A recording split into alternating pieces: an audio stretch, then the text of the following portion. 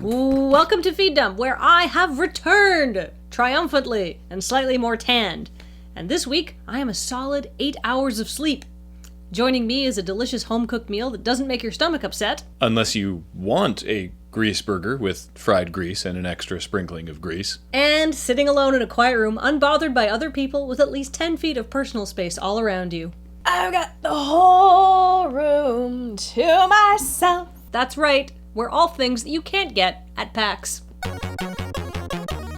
Have you ever just been so absorbed in a good book you don't notice the hours going by? That happened to one shopper in Manchester.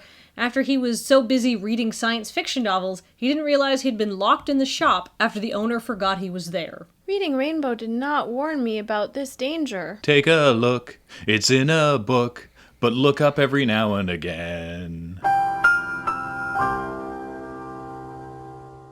I hope they tell the author, because I would take that as a mark of personal pride that my book was so captivating that someone would just forget the passage of time. Maybe it was a science fiction book about the passage of time. Ooh, that's meta. And then he puts the book down and realizes he's locked in and goes, but I've only been reading for 5 minutes. Bum, bum, bum, bum, bum, bum. What kind of science fiction was it exactly? Because, as I recall, some of those steamy space sex scenes with the tentacled alien ladies can be really absorbing.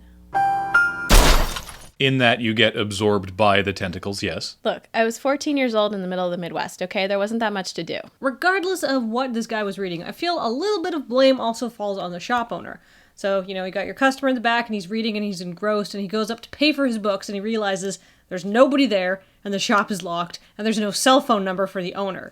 So after trying to use the upstairs fire exit, which has a non-functioning ladder, he has to call police to try and get him out. And the police decided, you know what, maybe just wait. How long could it be? An hour and a half. Wait, this was the middle of the day? Do those little back-in clocks even go up to 90 minutes? Okay, forget about the guy who got locked in the bookstore. Now the interesting question is, what kind of sci-fi porn was the manager going off to read? Who's running this store? Bernard Black? This is literally an episode of Black Books. Well, that explains why the shopkeeper was so distracted. He had Dave syndrome. References. A German court has upheld a landlady's right to evict a tenant for using what? Please say the passive voice. I had a problem like this once when I left the sink running by accident. I mean, I think it's perfectly reasonable to want a water feature in an apartment. They're all the rage these days, but landlords aren't always on board. ICQ? Because, come on, get with the program. AIM is where it's at. German?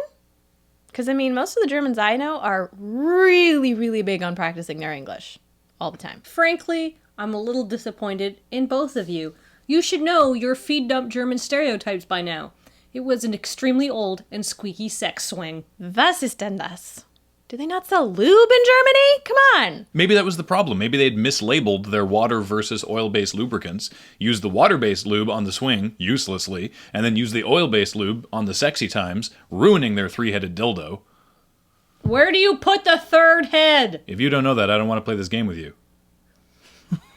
I'm on Etsy. I understand that vintage is really, really in right now, but some things are just better new. According to the court in Munich, the man installed the, quote, very old chain swing set in his apartment in 2012 and regularly disturbed his neighbors with sexual, athletic, and squeaking noises late into the night. So, bad neighbor, good lay. Made out of chain. Sounds like a pretty heavy sex swing there. Of course, you're going to want to be using a 6 to 8 inch bolt there with a, tension lug nut. Make sure it won't pop out. Also, be sure that you're finding like a solid, structural beam there. You don't want to put that thing through drywall. That'd get you in real trouble. Look, we all have fond memories of our jolly jumpers, but you can really take childhood nostalgia way too far. Hang on. So it was like wild athletic squeaking noises and heavy breathing and possible moaning and like chains being moved around.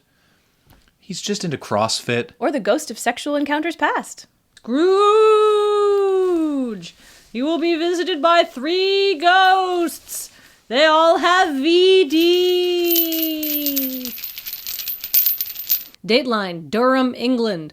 The police are mystified after a brazen, broad daylight robbery where a man stole 10 cans of beer dressed in a penguin onesie. Ooh, most important question about this. Where can I get a penguin onesie? I will bet you those were not his first beer of the day. Officers have released images of the suspected shoplifter who was captured on CCTV before he took flight.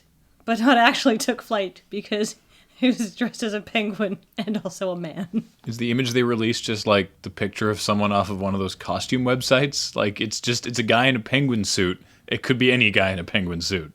I think you should just narrow it down to guys who own penguin suits. There can't be that many in Durham. No, it's the guy in the penguin suit who's carrying beer as a penguin would. You know how they put their eggs between their little flippers and they waddle like this with it between their ankles? That would be pretty easy to spot. If more drunk people would waddle, they'd probably fall down less. Don't drink and drive. But drinking and waddling, pretty good choice. I don't think it's a choice. According to Acting Inspector Vicky Guthrie, he would be quite conspicuous and made off on foot, so he may have come to the attention of someone in the area. No shit. Milkman, postbox, man in a penguin suit, dog, Bobby, perfectly normal looking English street. This is what life will be if you just wing it on a Friday night. God damn it. See, he stole this from a Sainsbury's, which was smart because at Waitrose or Marks and Spencer's, they won't let people dress like penguins into the store. But at a Tesco or an Asda, someone that dressed up is well out of place. And with that shameless pandering to our UK fans, we'll call this episode of Feed Dump to a close. But wait, we have something very Canadian. This thing. It's a Saskatchewan Roughriders thing. Bowling pin? No, it's a hat. Check this out. That's right. Go Roughriders. Which seems like an incredibly inappropriate name for a football team. Like, wow. It's the kind of thing you'd see in a German sex swing shop. And on a cold Canadian field in the winter. Rider pride!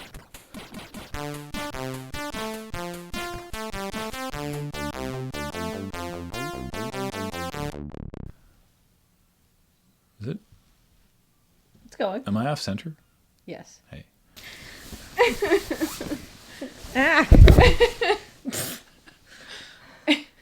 It was me all along, you meddling kids.